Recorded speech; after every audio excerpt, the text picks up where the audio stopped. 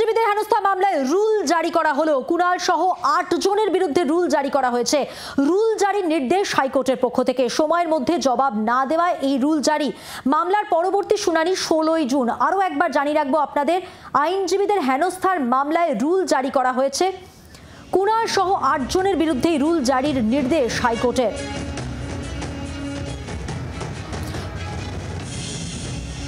অর্ণবাংশু নিয়োগী প্রতিনিধি রয়েছেন আমাদের সঙ্গে টেলিফোন লাইনে। অর্ণবাংশু, এই নির্দেশ সম্পর্কে হাইকোর্টের কি জানা যাচ্ছে, কি বলা হয়েছে?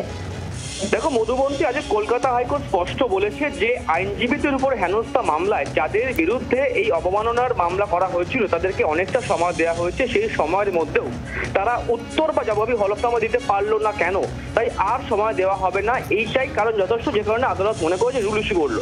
বিচারপতি অরিজিৎ ব্যানার্জি যেটা মন্তব্য, জেলে পাঠাচ্ছি না, শুধুমাত্র রুল ইস্যু করছি, ১৬ই জুনের মধ্যে উত্তর দিন আপনাদের বিরুদ্ধে যে অভিযোগ আছে।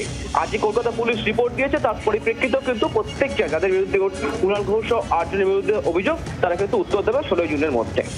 ধন্যবাদ। কথা বললাম প্রতিনিধি অর্ণবাংশু নিয়োগীর সঙ্গে।